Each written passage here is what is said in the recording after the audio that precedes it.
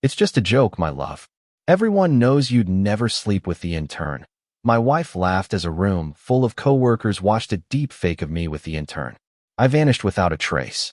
Years later, she found me at a gala as a billionaire CEO. I heard the intern is pregnant. I wonder who the lucky guy is. Laughter. Sharp, nasal, wine-soaked laughter. Someone slammed the table hard enough for their Merlot glass to tip over and bleed onto the white linen. I was still frozen in my seat with my fork halfway to my mouth. The shrimp skewer stared back at me, pitifully unaware that it would be the only thing that night untouched by venom. The slideshow was still playing on the wall behind me. Fake screenshots, text bubbles with my name on them saying things I never wrote. You looked amazing in that pencil skirt today. Meet me in the copy room after lunch. Winking emoji. A selfie I never took. Manipulated with the silhouette of a woman standing too close. Her name tag blurred, but just enough to let the imagination run wild. The background was clearly my office. I had seen that pothose plant in the corner every morning for 11 years. The punchline, a deepfake video edited with a laugh track and overlaid emojis. My face superimposed on a sex scene from some B-movie, awkwardly thrusting while a voice moaned. The zoning board can wait. They roared with laughter, doubled over, drooling. Even the city treasurer wiped tears from his eyes. His wife nudged him, laughing. I told you Paul had a wild side. I didn't say a word. I just stood there blinking through the projector light with a dry throat, trying to decide which feeling to focus on. Nausea, rage, confusion, or shame. In the end, none of them won. Numbness did. Rachel was sitting next to me with her cheeks flushed from the wine and the attention. She raised her glass and winked at the crowd. Come on, he's not mad. It's his birthday. Lighten up, Paul. She leaned towards me, the smell of Cabernet and self-satisfaction emanating from her pores. It's just a joke, honey. Everyone knows you'd never sleep with the intern. Then in a low voice, just for me, although you look at her like you'd like to. I turned to her slowly. Her smile faltered. What did you do? I asked, low enough for only her to hear. Oh, relax, she said, tucking a strand of hair behind her ear. You're too sensitive. I had to spice things up a bit. You've been so boring lately. That word boring landed harder than any of the lies on the screen. I stood up. Someone whistled. Ooh, the man of the hour is angry. No, Rachel said quickly, waving her hands. He just needs some air. He'll be back. Paul, sit down. The cake is coming. But I didn't look back. I walked past the rows of fake friends and civic parasites who had laughed heartily at my public flogging. I walked past Councilman Hardy, who muttered something like, "That's what happens when you marry up." I walked past the mayor, whose face was already sour, his eyes glued to his phone, probably drafting a statement about inappropriate content and respect in public office. He left before dessert. The rest of them stayed, pretending not to notice the empty chair. The intern quit the next morning. No letter, no email. She just disappeared. I learned later from a secretary. She moved back home with her parents upstate, crying that her career was ruined. The Human Resources Department issued a memo about sensitive content and workplace integrity, which was a polite way of saying, we're covering our asses because someone turned a city planner into a laughingstock. By noon, my inbox was frozen. Someone in IT said it had been flagged for review. My access card stopped working at 3 p.m. I didn't argue. I didn't plead. I didn't even pack my desk. I left my mug, world's okayest urban planner, next to the filing cabinet, and walked out with nothing but the clothes on my back and a well-worn copy of Silent Spring tucked into my coat pocket. At home, Rachel was already planning a follow-up party, something she called Paul's redemption roast. I found the flyer in the trash the day before. New jokes. Real closure. Bobby, ice cream cake. The RSVP list was growing. She didn't even ask why I was home early. She just yelled from the kitchen, "Don't forget the cleaning lady is coming tomorrow. Try not to leave your boring papers all over the table again." That night, while she snored, I pulled my old briefcase from the closet, dusted it off, and opened the small false bottom I had once built out of paranoia. Inside, a hard drive, a burner phone, cash, and sealed envelopes, a folded sticky note with a name and an address I hadn't thought about in years. I stood by the bed for a long moment. She snorted in her sleep. She rolled over and mumbled, "You should smile more, Paul. It's just a joke." I left before the sun came up. I didn't say goodbye. I didn't leave a note. The next morning, when Rachel came downstairs and saw the front door slightly ajar and the coffee maker cold, she probably thought I had gone for a walk. She wouldn't realize I wasn't coming back until her friends started texting her. "Is Paul okay? He seemed weird last night." Was all that stuff real? At the end of the week, she would be fielding questions from reporters, HR, the legal department, the mayor's assistant, everyone wanting to know what the hell had happened. But by then I had already erased Paul Hall from existence. The cake sat in the breakroom refrigerator for 3 days before someone threw it out. Vanilla, white frosting with a blue inscription that said "Happy 62nd Paul" with a small fondant clipboard next to it. No one touched it. Not out of respect. Paul was no longer the kind of man people respected, but because no one wanted to be caught eating a piece of the scandal. On the Monday after the roast, Paul's office was sealed. Literally, the glass door of planning and infrastructure had a sticky note on it that said, "Temporarily closed for audit," but everyone knew what it meant. His nameplate was gone. His inbox returned all messages with a dry "Delivery failed. User unknown." His chair was gone too, replaced by a folding stool, as if even the furniture was being disciplined. Rachel woke up that morning alone. Not alone as in he got up early to beat the traffic, but alone as in his side of the closet was empty. No dress shoes, no ties. The watch he wore every day for 20 years, a dull silver fossil with the face scratched near the 11, was gone from the tray by the sink. He had taken exactly 3 things: the watch, the brown leather briefcase with the cracked handle, and a small black umbrella that had belonged to his father. He left behind 2 wedding albums, a bottle of heart medication, and a manila folder labeled house deed. Rachel found it on the kitchen table. It was signed, notarized, filed. The property transferred, the mortgage paid off. 0 debt, the house was hers. She didn't scream. She didn't cry. She just stood there in a tank top and pajama pants with a coffee mug that said, "Yes, I'm still the boss." She read the paperwork 3 times, her hands trembling slightly each time she turned a page. Then, with an almost childlike disbelief, she said aloud to no one, "He's really gone." No note, no dramatic scene, no final fight, no suitcase thrown in anger or a "you'll regret this." He had just left. By Wednesday, the whispers began. Linda from the zoning office told someone at the farmer's market that Paul was having some kind of nervous breakdown. A city maintenance guy said he saw Paul at the Greyhound station in jeans and a windbreaker getting on a bus to somewhere flat. Rachel's Pilates buddy claimed to have heard from someone at the bank that Paul liquidated everything. Checking, savings, retirement, all the accounts completely emptied. On Friday, Rachel went to the office herself. She wore a navy blazer and her best smile, the one that worked at charity dinners. She brought croissants for the secretaries. She knocked on the mayor's door, all poise and confidence. "Just coming to clear the air," she said with a little laugh. "You know Paul, he gets moody sometimes. He'll turn up." The mayor didn't look up from his monitor. "We're handling it internally." "What does that mean?" Then he did look up. Finally, his expression was somewhere between pity and irritation. "It means we've moved on. I suggest you do the same." By the end of the following week, Rachel's calendar was empty. The lunches stopped. The text messages slowed down.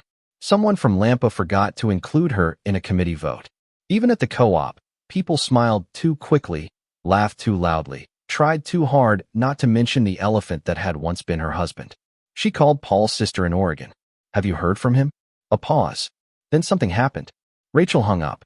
Every night she reread old emails trying to find a clue. Something angry, something broken. There was nothing. His last message to her 2 days before the party had been a shared calendar invite. Waterboard meeting, 3 p.m. Friday. That was it. That was Paul. Boring, predictable, tedious, as she had so lovingly said over and over. But boring men don't just disappear like ghosts. They don't erase themselves completely in a single day. They don't leave behind perfect paperwork and untraceable exits, unless they've been preparing. At the end of the month, a brief statement appeared on the mayor's website. Just 3 sentences. "In light of recent events, we reaffirm our commitment to professionalism and respect in all departments. We regret the circumstances surrounding Mr. Hall's departure. No further comment is available at this time." Rachel read it 5 times. Nowhere did the word "sorry" appear. Nowhere did the word "wrong" appear. She scrolled down and saw the next announcement. Something about upcoming renovations to the civic auditorium. Paul had been assigned to oversee that project. Now another name was listed. A younger man, no mustache, no history. She called the number listed for the planning department. The receptionist answered, "This is Rachel Hall. I need to speak to someone about Paul." "Who?" "My husband, Paul Hall. He worked in planning. I'm his wife." A pause.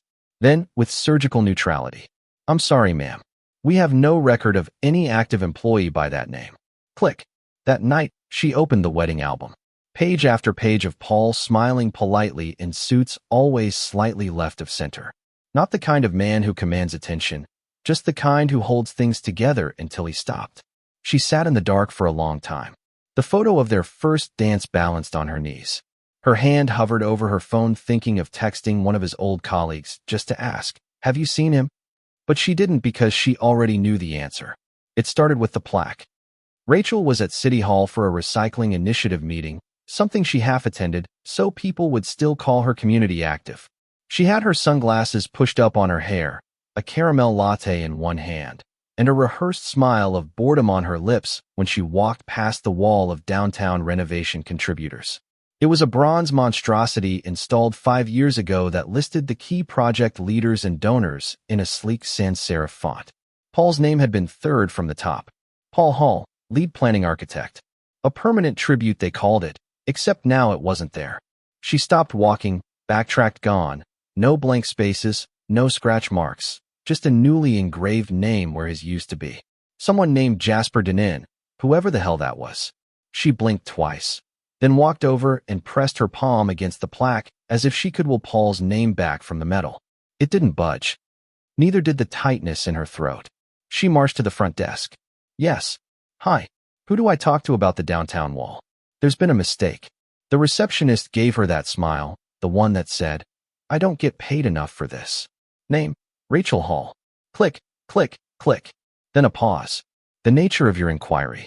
Paul Hall's name was removed. He was the lead on that entire project. "This has to be a mistake." The receptionist didn't answer right away. She tilted her head slightly. Her eyes darted to something over Rachel's shoulder, as if she was waiting for security to magically appear and solve the whole problem for her. Finally, she spoke. "You'll have to take that up with HR." "Great," Rachel said, snatching the sticky note they offered her. She never made it to HR. She didn't have to. They called her. "Ms. Hall," the woman said politely.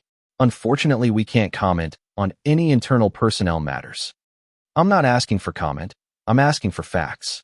"Ms. Hall, I'm sorry, but we've been advised to direct all inquiries to outside counsel going forward." "Outside? Wait, are you saying there's a legal matter?" But the line had already gone dead. That night, Rachel opened a bottle of wine by herself and laughed. Just once a small, dry sound. It was all so absurd.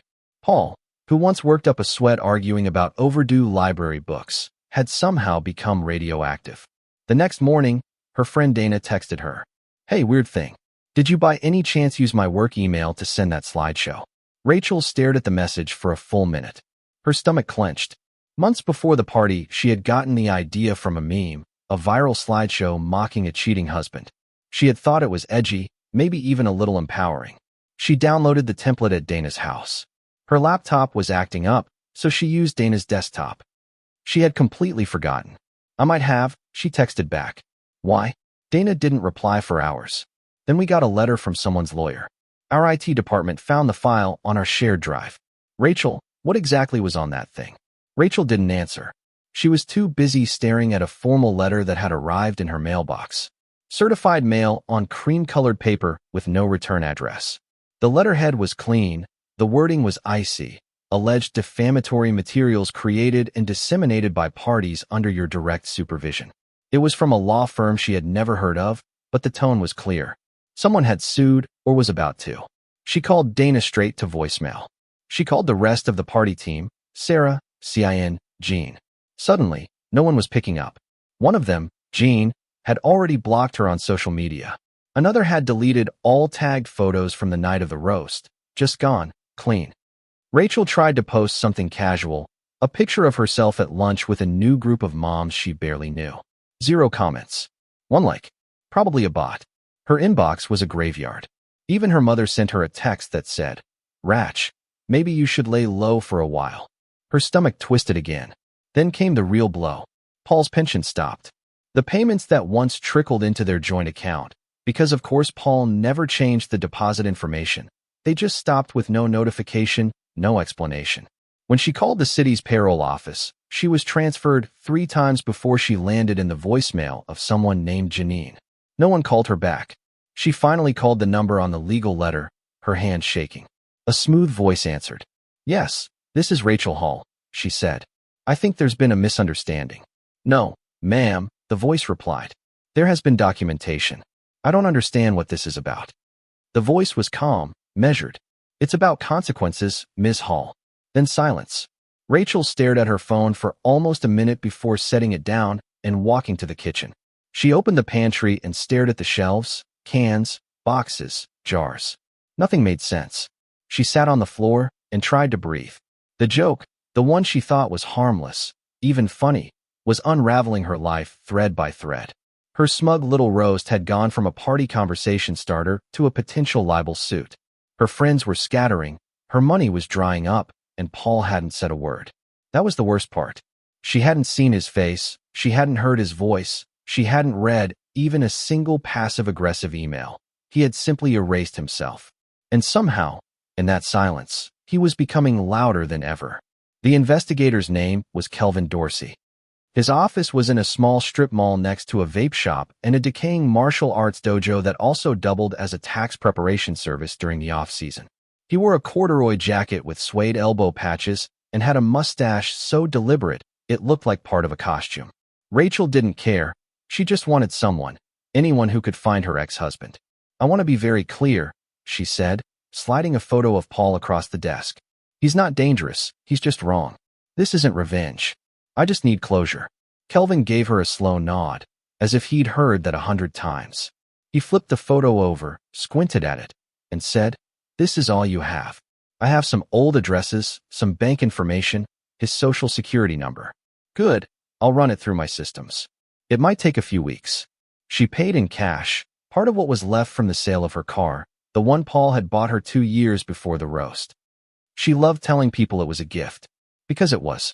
Now she was taking an Uber to the PI's office and walking 3 blocks in the drizzle to get there. 3 weeks later, Kelvin called.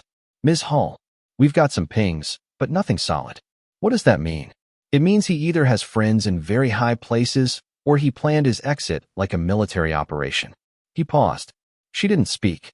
Nothing in the DMV, no employment records, no IRS activity under his SSN. The only hint was a debit card withdrawal.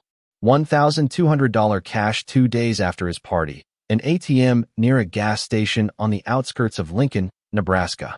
That's it. Could he be dead? She asked quietly. "No body, no death certificate, he's alive somewhere." Rachel sat on her couch that night, wrapped in the Afghan her sister had crocheted during COVID, sipping ginger tea and endlessly scrolling through forums titled things like Runaway Spouses Anonymous and Ghost Marriages. Most of them were stories about cheaters, secret families, cults. None of them sounded like Paul. He was too boring for that. Or maybe that's exactly what made him dangerous now. A week later, Dana texted her out of the blue. "Don't freak out, but a friend swears she saw Paul." Rachel almost dropped her phone. "Where?" "At a truck stop outside of Billings. Mopping floors. Night shift." Rachel stared at the message, her fingers hovering over the screen. Then she called Kelvin.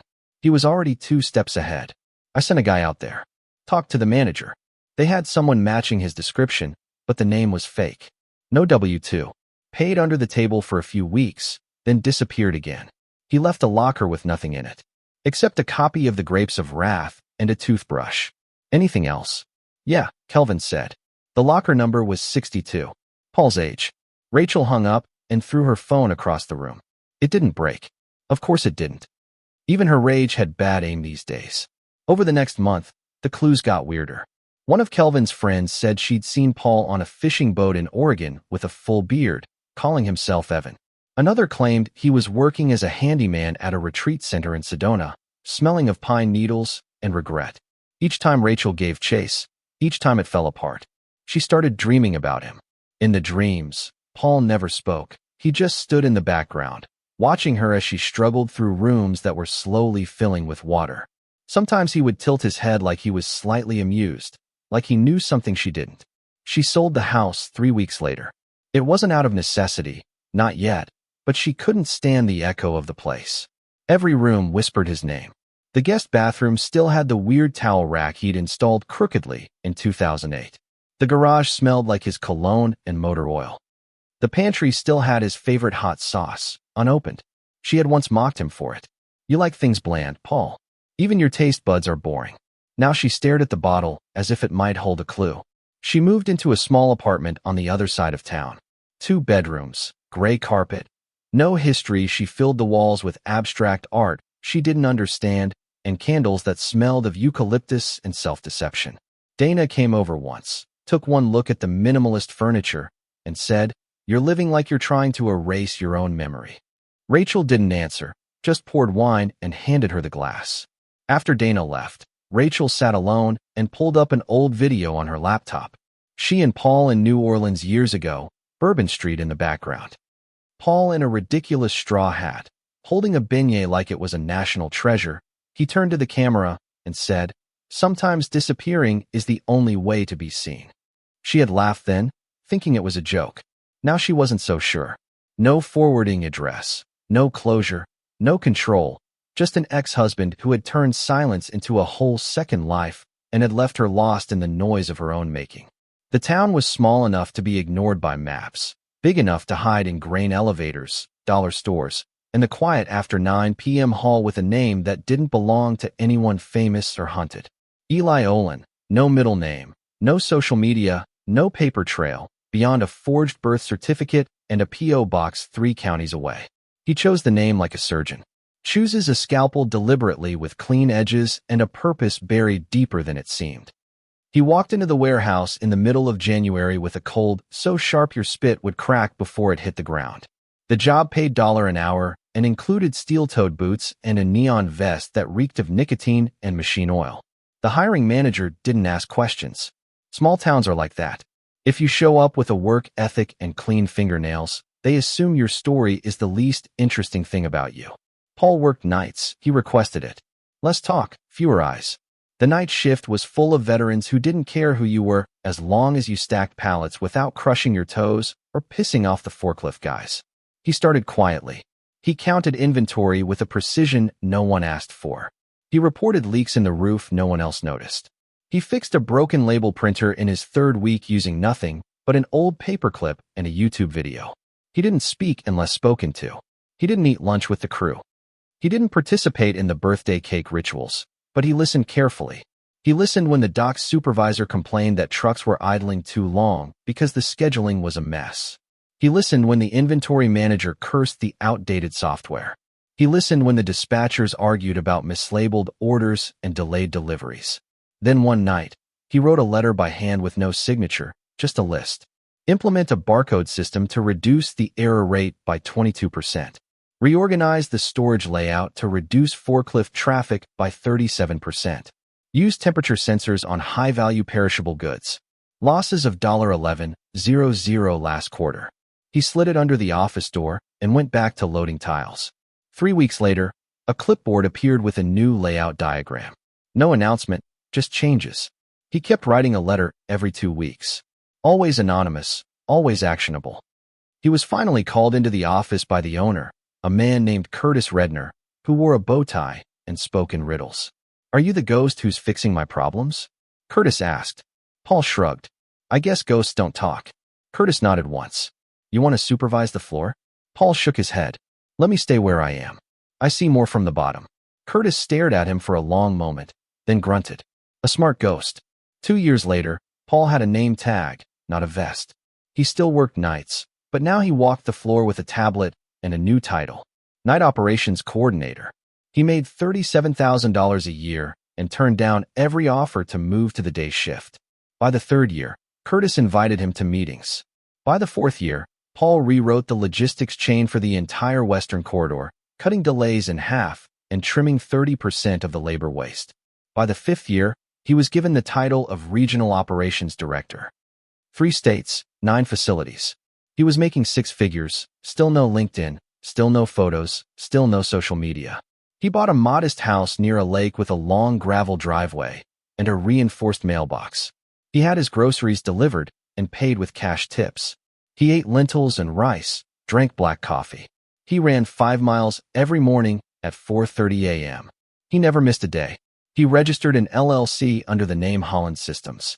By the 6th year, he had started quietly buying up shares in Curtis's company through a network of trusts and shell companies. Nothing illegal, just untraceable.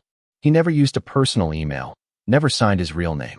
When Curtis had a stroke in the 7th year, and the board was scrambling for stability, the votes fell to the man with no scandals, no debt, and no enemies. The silent operator, who had never asked for recognition, never broke protocol, and never, ever left a trail.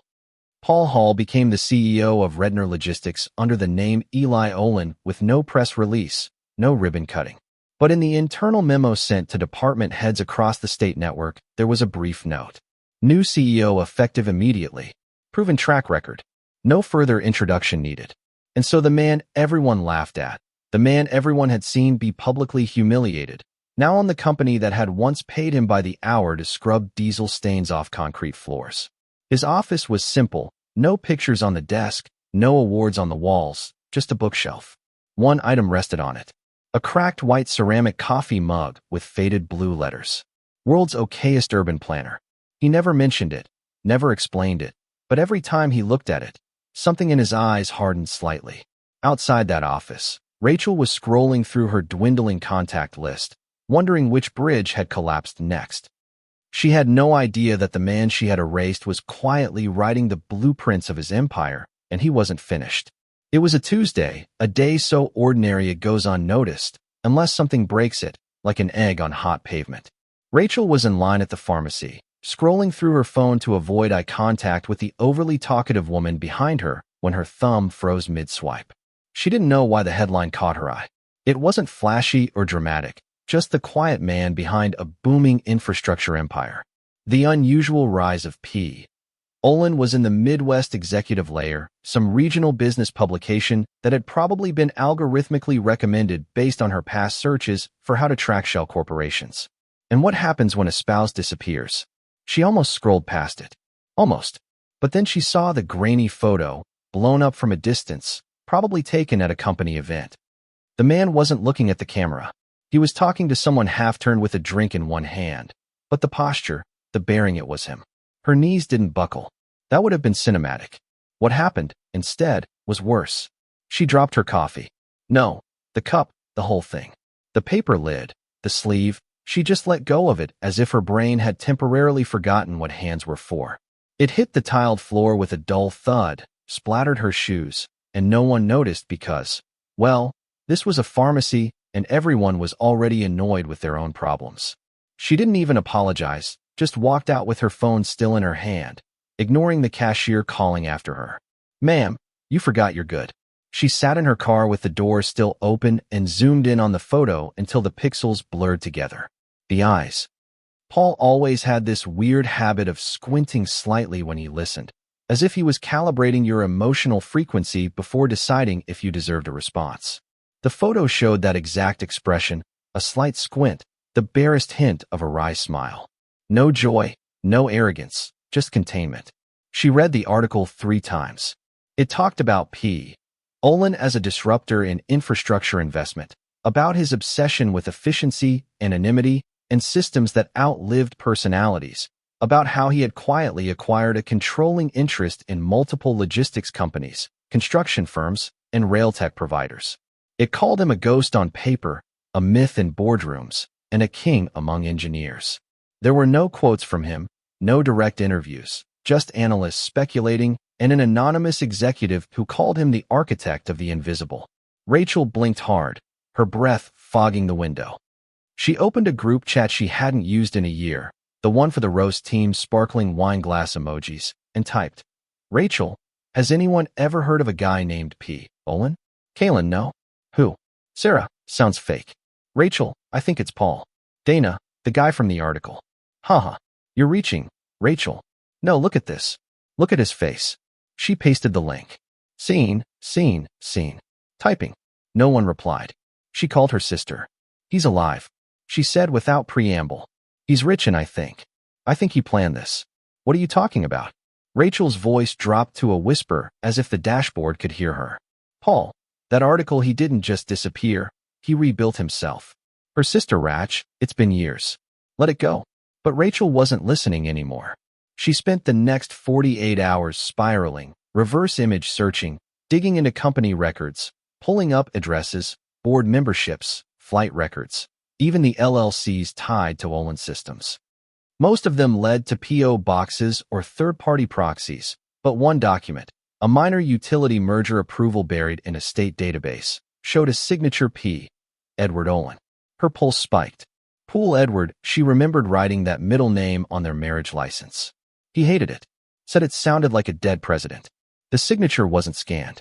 It was wet ink, scanned after the fact, a real signature.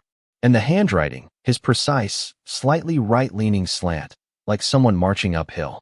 She stared at it for hours. The next morning, she went to an old friend's office, a lawyer who owed her a favor. She put the article and the signature on his desk. Find out everything you can. He looked at her, eyebrows raised. Rachel, why? I need to know how far he's gone. Why?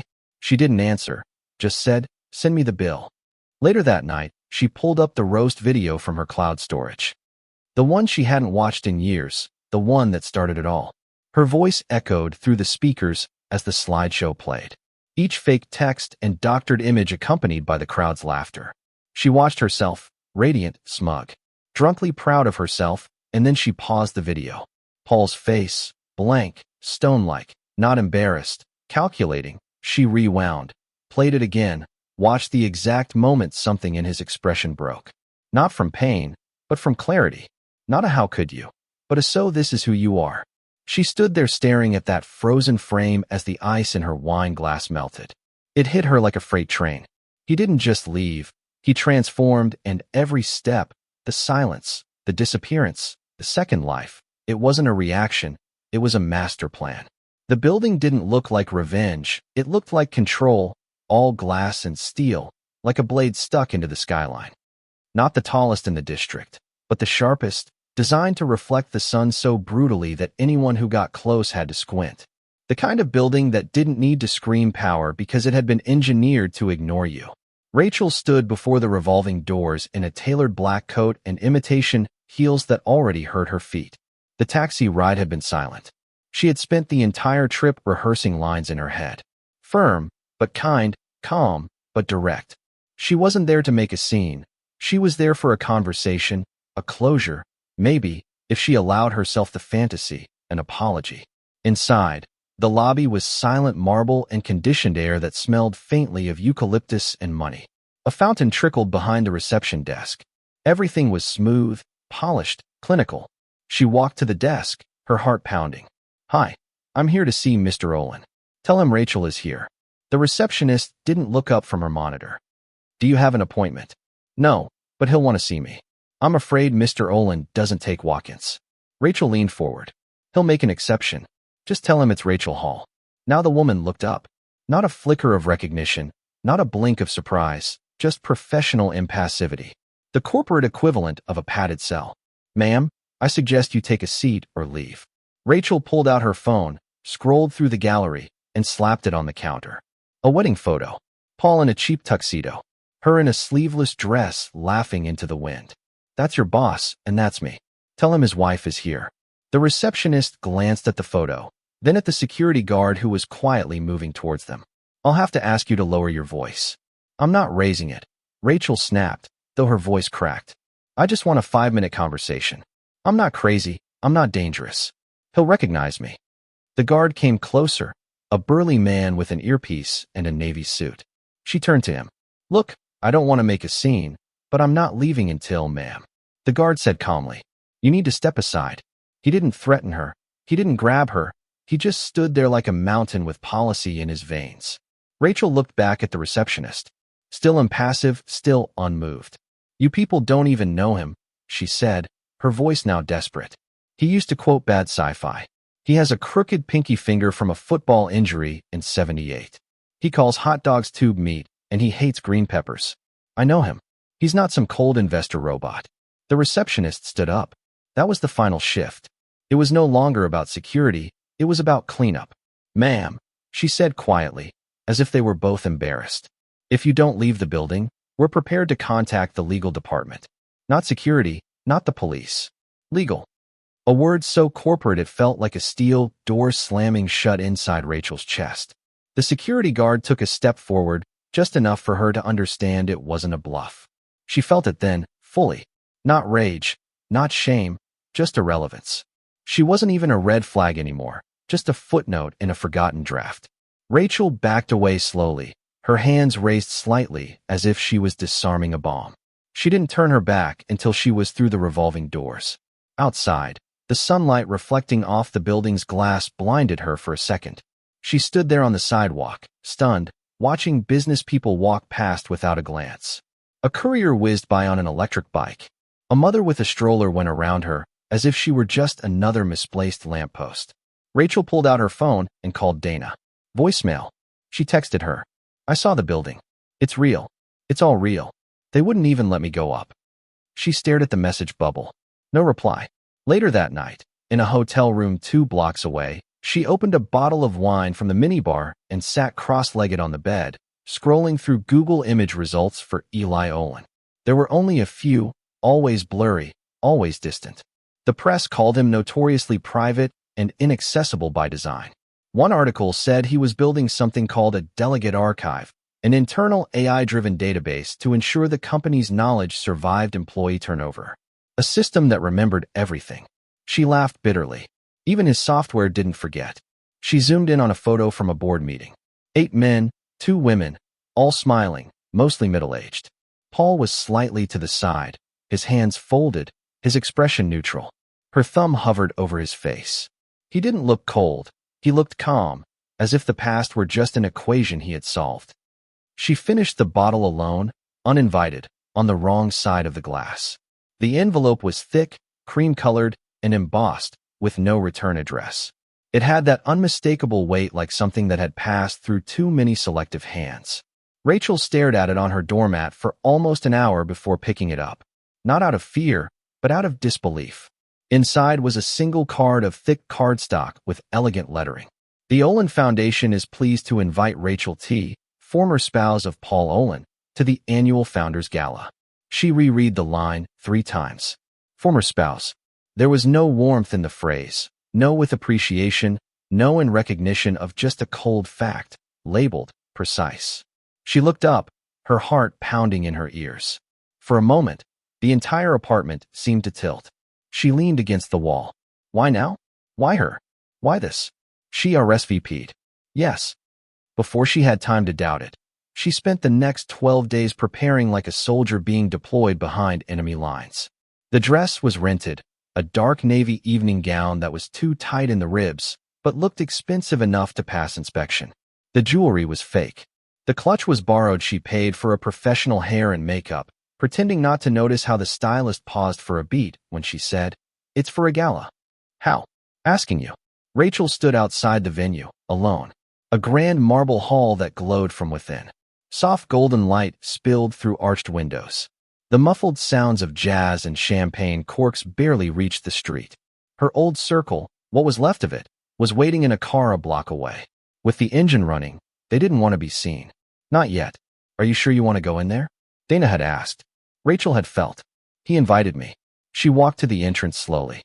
2 valets stood near the door with straight backs, their gazes forward. One took her name. "Rachel T.," she said. The man checked the list, nodded briefly, and stepped aside with no ceremony, no welcome, no red carpet smile. Just a signal. The signal was clear. She could enter, but she was not welcome. The moment she stepped inside, she realized how badly she had misjudged the scale of it. This wasn't a corporate cocktail party. It was an orchestration. Live jazz floated through the air like silk. Chandeliers glittered above towering floral arrangements. Waiters moved like synchronized dancers, offering flutes of champagne and spoonfuls of truffle with words like essence and incurred on volcanic salt. The guests were radiant, dressed in designer gowns, tuxedos with lapel pins that whispered old money. And there, across the room, at the very center of the orbit, was Paul. She recognized him instantly. Slim, measured, with silver hair, perfectly cut, no flash, no vanity, just impeccable. He wore a midnight black suit with a charcoal vest and stood among a semicircle of investors and foundation directors who hung on his every word. He laughed slightly, politely, as if what had been said wasn't particularly funny, but he allowed it for their benefit. Then he turned and saw her. His expression didn't change. Not a twitch, not a blink, just a flicker of recognition. She felt her chest tighten. Not from shame. She had already crossed that ocean, but from the sudden, suffocating realization that he seemed complete, not cold, not bitter, just finished. She stood by the wall for 15 minutes, pretending to admire the architecture. No one approached her. Even the waiters passed her by with practiced indifference. Her phone buzzed. "Dana, do you see him?" She didn't reply. Instead, she drifted towards the silent auction area, where signed books and framed blueprints were lined up next to gleaming plaques with names she didn't recognize until one caught her eye. Legacy and Infrastructure, a vision of P. Olin. Her fingers brushed the edge of the plaque. A woman nearby murmured to her husband, "He's so focused. He never gives interviews. A total mystery man." The husband chuckled. "I heard he used to be a janitor somewhere in the Dakotas. Now he owns half the state's rail network." Rachel felt her stomach clench. They didn't know. They didn't need to know. To them, Paul Olin had always been a man who appeared out of nowhere, already powerful. There was no before, no roast party, no slideshow, no humiliation in a wine bar, just the after, polished and vulnerable. She turned and found him watching her, not staring, just noticing. He said something to the group next to him and started walking towards her. The crowd didn't part, it receded. Rachel's pulse thundered in her ears. As he got closer, her mind went blank. She had imagined this moment 100 different ways. Reunions with yelling, with apologies, with guilt or redemption or just emotion. But now, face to face, there was nothing in his eyes but a clear, practiced detachment. No hate, no love, just distance. He stopped a few feet from her. "Rachel," he said, like someone noting a weather pattern. "Paul," she replied, her throat dry. "You came." "No, I didn't know what to expect." He nodded as if that answer didn't matter. Then he checked his watch. "Enjoy the gala," he said and turned. She almost grabbed his sleeve. Almost. But the distance between them wasn't a few feet, it was years. And that night had a name: Legacy. She waited until most of the guests had turned towards the stage for some kind of speech. Something about legacy grants, scholarships, urban revitalization. A woman in a dress that cost more than Rachel's car tapped a crystal glass and thanked the Olin Foundation, not just for building, but for believing. Camera flashes went off. A slow, respectful applause rippled through the ballroom. Paul was near the back now, sipping something expensive from a short glass, half listening, alone again, always slightly distant. Even here, even now, with the room practically vibrating in his honor, he remained a breath outside of it. Rachel moved towards him slowly, cautiously, as if approaching a wolf she once mistook for a dog. He turned slightly at the sound of her heels on the marble. Pow! His expression didn't change, just that neutral recognition, the way he would look at an old receipt before throwing it away. She stood beside him, barely breathing. "I have to ask," she said, her voice low. "How did you do all of this?" A pause.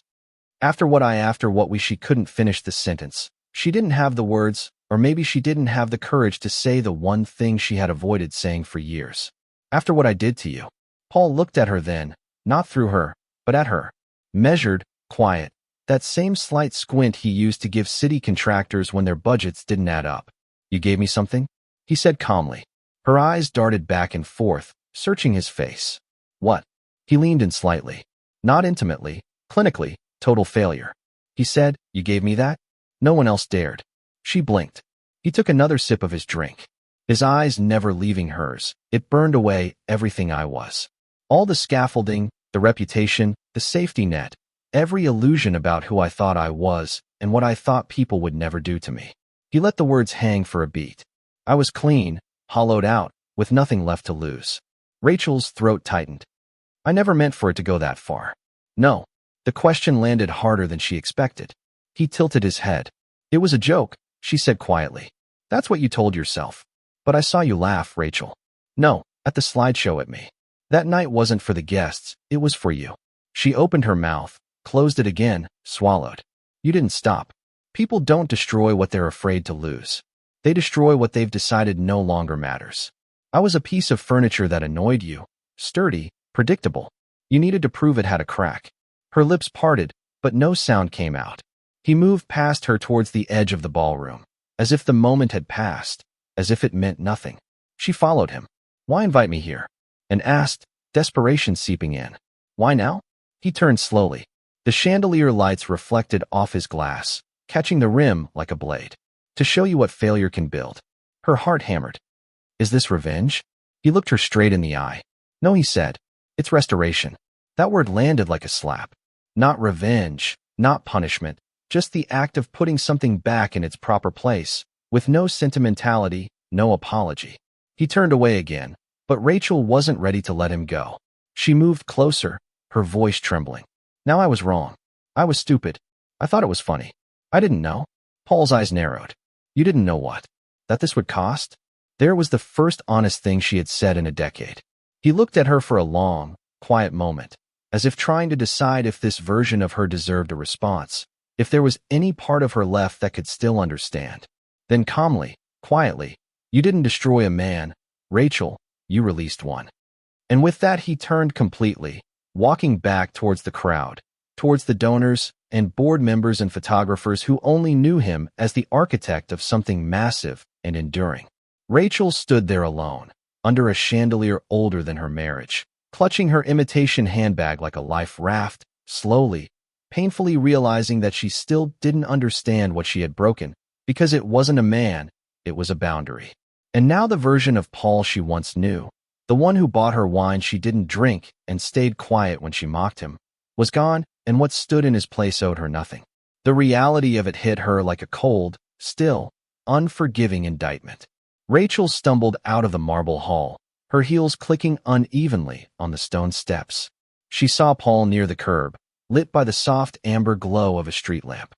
He was alone, as always, no entourage, no assistants, just a man in a perfectly tailored suit who wore silence like a weapon no one saw coming. She hesitated in the doorway, her heart hammering against her ribs. The music from inside was muffled now, the soft buzz of the reduced to a distant echo, like the sound of a past she couldn't return to. Her rented dress was too tight, her jewelry too gaudy. Her whole body trembled, though she couldn't tell if it was from the cold, the humiliation, or the gravity of everything she had just heard. She took a step, then another. "Paul," she called softly, her voice cracking against the darkness. He didn't turn. She reached him just as he adjusted his coat, preparing to leave. "Is this revenge?" He finally turned, his eyes steady, his expression unreadable under the streetlight's glow. "No," he said calmly, like someone answering a routine question. "It's clarity." She swallowed. Her throat was raw. "Then why invite me?"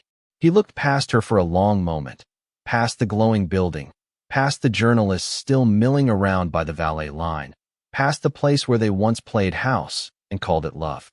Then finally, back to her eyes so you could see the man you created and the man you lost.